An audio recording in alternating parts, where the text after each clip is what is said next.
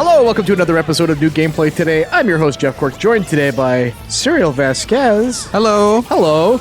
Leo Vader. Whoa. And some fighting? I don't know. What are we looking at here, Suriel? This is BlazBlue Cross Tag Battle. All right. Everyone's favorite crossover between all of your favorite franchises. Name some of my favorite franchises. If you're so smart. Persona. Oh, my goodness. You like those Persona games, Cork? I never finished any of them. So, yes. Love them. What else? We have Ruby, your favorite Rooster Teeth anime.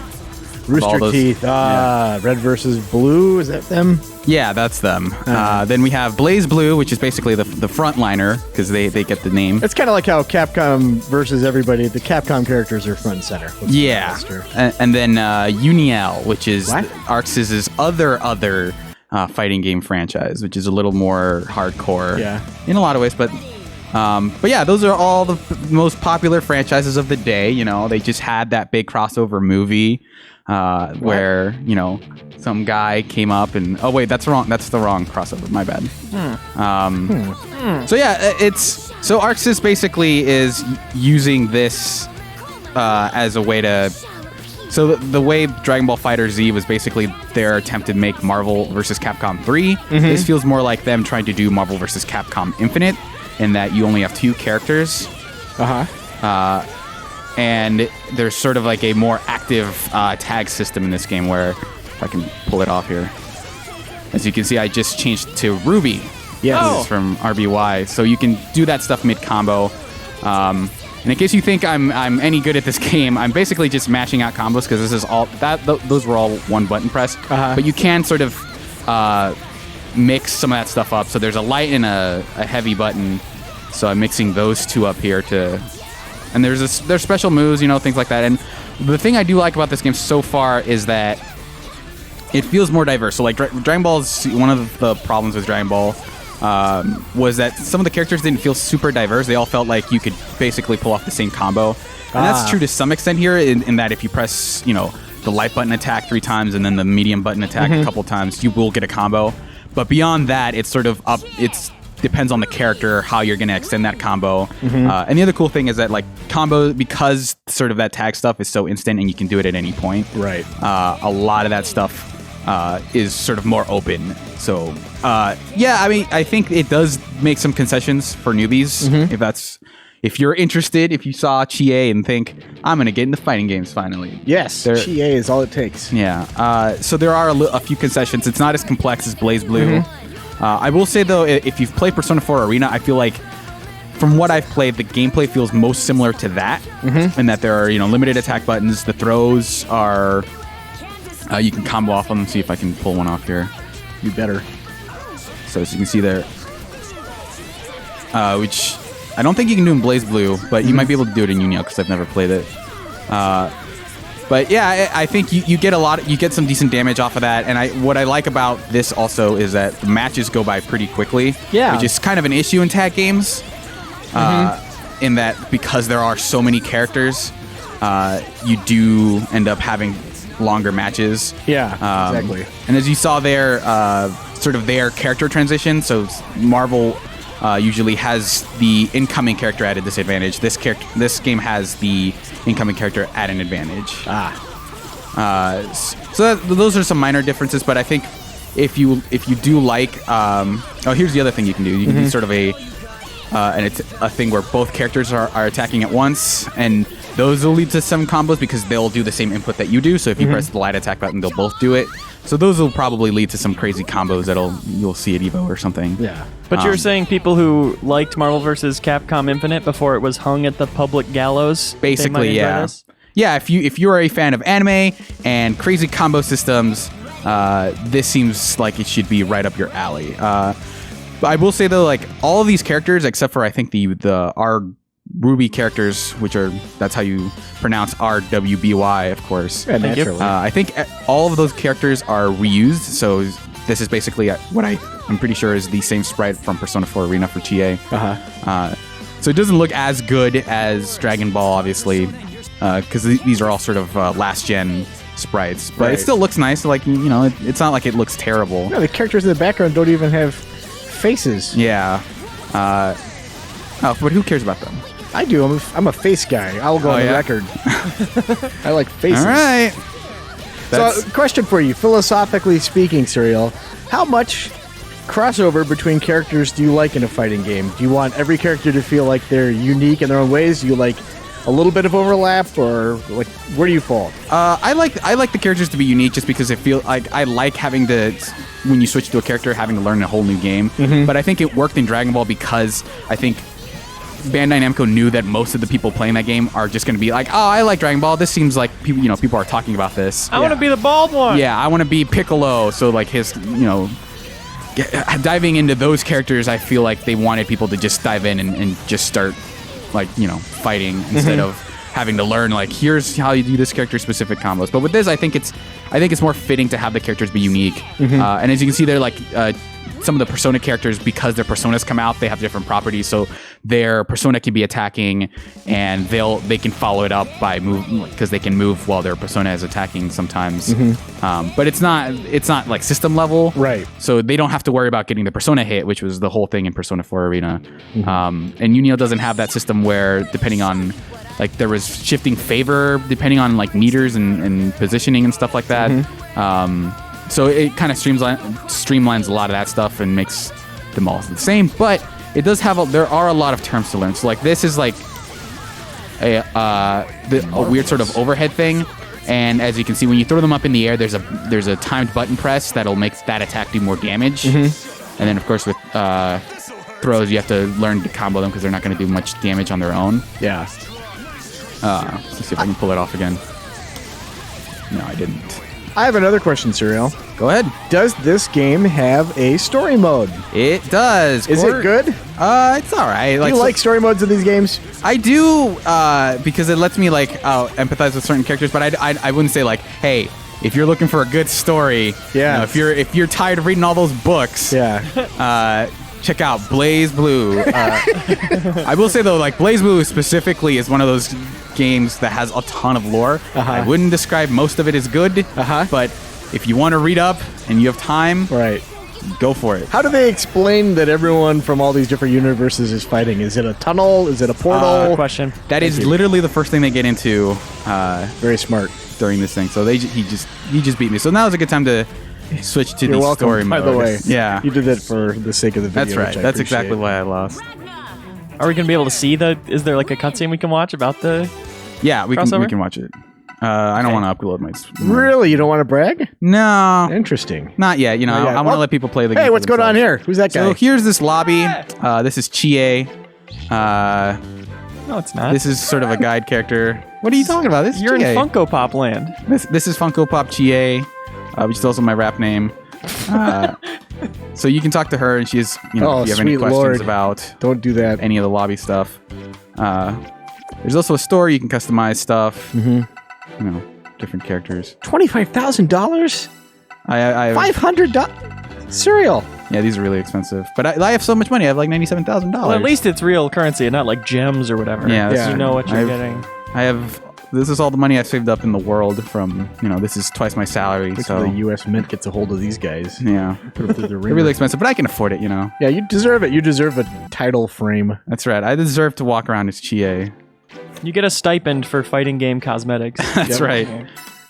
So the episode mode is split up in between characters, but it's really more of a Mortal Kombat kind of character, or kind of story where it starts off. Let's see if I can start a new one, because we're not allowed to show anything past chapter 5. Uh-oh. Don't blow it. Careful. Can you go to prologue? Yeah. So we're gonna take a little bit. So basically, this is just a visual novel. Okay. In case you guys were wondering. Cool. And the gameplay recording was blocked, so if you're seeing this, you hacked in, and what you did was illegal. Game Informer Premium members can view this part of the video on our Patreon. Yeah. Observation. I'm gonna press some buttons during this, just because make the dialogue go faster. I do appreciate that. Otherwise, the default speed is incredibly slow. Error. I will say though, like, not knowing most of these characters and not seeing a lot of the Persona characters so far, Right. I will say the narrator is kind of my favorite character so far. But that's because I'm not a big fan of, BlazBlue or any of the other characters. Leo, I've got a quick question for you. Shoot. Why is it in video games robots still have robot voices when if you use Waze or Google Maps, the navigator speaks like mostly a human? I think there's a point in the future where we are upset that robots sound so much like humans, and we introduce some kind of regulation where they have to have robot voices. Okay. So we always know. If it's some kind of weird like modulation or something to let you know. Right, exactly. The way that the sentences are structured. Affirmative. Undetected. Okay, boy, they really spared no expense. So basically, there's some weird malfunction, and so this is all sort of like a test kind of thing. So that's what I know so far from only having played up to Chapter 2, of course. Teleported here? So this is Ragna. And Jeff Gore, can you name what franchise this character is from? Oh, he's from Swordbusters. Yeah, that's right. That's the fifth franchise I forgot to mention, by the way. Yeah. I will say, though, in terms of a crossover game, it is heavily BlazBlue, and that's probably why they named it BlazBlue, because there's 4 Persona characters. I want to say either 6 or 8 BlazBlue characters. I think 5 Uniel characters and 2 Ruby characters. Right. So those are so it's 20 characters to start with, and the other half of the cast will be DLC. Any hints? on what we can expect? They've shown off everyone. It's like Kanji's in it. They have, I think, 2 more Ruby characters are coming as DLC. But there was a bit of a hubbub about them showing off characters and then I think saying that they were going to be DLC. I'm sure that's a good way to ingratiate yourself within a community. Yeah. Is to reveal all the DLC beforehand. It's especially weird because, like, considering these are all reused assets, that you'd have a larger roster, especially for a crossover game. So, like, with Dragon Ball, 24 is, like, perfectly fine for a new game, basically. But, like, I feel 30 might be the baseline for a crossover game where you're reusing assets. But it's not like it's no work to put them in this game since the systems are very different. Right. But it is still a little weird that they're hiding so much of the cast behind DLC. Yeah. Maybe we should skip ahead to some gameplay. This is far more boring than I expected. I would like to apologize.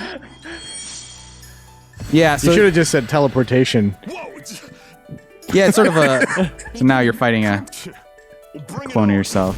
So there's a lot of reading, and every once in a while there will be a match. We'll see who the real sword buster is. That's right. Come and get it. I'm about to bust my sword. There you go. I'm so pissed about the all-female reboot of Swordbusters that's coming. Yeah, I won't even give him my money. So it's not much, like it's not super involved as you can see. Yeah. The other thing I did want to show off is the tactics menu. Okay. The tactics mode. So ArcSys has been doing a pretty good job so far for a while of teaching you fighting game stuff. So as you can see, there's here's your regular stuff where here's how you do all the actions in the game. Right. And they have character-specific combos. As you can see, I've already done the ones for Ruby and Chie, but there's also these missions, which are kind of actually somewhat difficult because their goal is to teach you actual basics about how to play the game instead of just here's what the buttons So do. more like a real-world application, like this specific scenario. So far, what I've seen, it seems specific to this game. It's not like, hey, I want to learn fighting games. Start with this one, and then you'll learn everything you need to know. Right. But it is good about saying, like, here's practical applications about this. So one of the things they'll teach you here is that every character has this thing called a reversal action, which is one of these. So as you can see that's sort of like an uppercut, like an invincible uppercut. Okay. And so you can, if someone's about to attack you and you press that button, you'll beat it. Okay. So what they're telling you here is that you should watch out for these, block them because they're very open to counterattacks.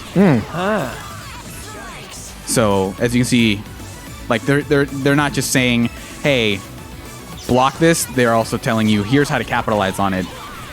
The other thing I found a little weird was that you have to do it twice out of 3 times, so they give you 2 out of 3. So they want you to internalize it. Okay, so not just a fluke accident that you managed to weasel your way through it. Which can make them a little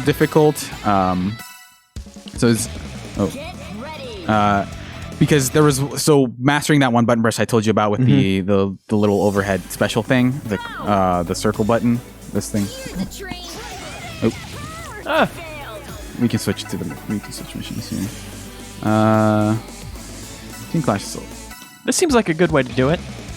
Yeah, the mission structure is a little weird because it's hard to retry, because if you basically fail it 3 times, they play like a very short cutscene that is just aggravating enough. So as you can see here, my goal is to score Marvelous here. So, and you have to do it 3 times in a row. We'll see if I can do it. These are just good so far, Suriel. I mean, they're good. Not great. Certainly not. I'm not going to drop the M word. Might be the. Yeah. There you go. So I have to do that 3 times in a row, 3 times. Yeah. Which this has been the hardest challenge so far. It's just because they tell you, like, they're not very clear. They tell you, oh, do it when they fall, right? So you'd expect, okay, she fell right there. Right. That's way too late. They actually want you to do it when they as soon as they start falling. Oh. And depending on your TV settings, they might differ. Because this isn't the kind of TV, to be clear, that you have at home. You have a better, faster one, right? Yeah, so the timing's a little weird. But this is what you can expect. There's stuff like, if I can go back to the tactics menu. There's stuff like, hey, so in this trial, they're going to throw a bunch of fireballs and stuff at you and try to weave through them to get an attack in. And they'll talk you through it. Some of them aren't super well explained, but others are just like, hey, here's a challenge that will make you better at the game if you internalize it. Some of their like terminology, there's a lot of terms. So there's stuff like, as you can see here, there's ukemi, there's reversal actions, distortion skills, which is basically a super, skills, cross combos, cross burst, resonance blaze. So there's just a lot of stuff to memorize. And a lot of systems there to work with. But I think the basics, work pretty well. None of those terms were called restraining attacks, and this is just, I think, fireballs that you're supposed to block and they're supposed to keep you away. Right. But there's no like special property to them. They're just referring to fireballs as restraining attacks, which is a little weird. But yeah, it feels like it has a decent method of teaching the game, but I wouldn't say that like, hey, if you've never played a fighting game before, play this one. Yeah. But if you like anime, if you like some of these characters, if what you saw seemed pretty cool, BlazBlue Cross-Tag Battle. It's not Dragon Ball, but I still think it's pretty fun. There you go. Far. Hey, Suriel. Yeah. Thanks for doing this. I think you did a marvelous job. Thank you. Leo, you're good as always. Thanks. Viewers, thanks for watching. We appreciate it. Bye.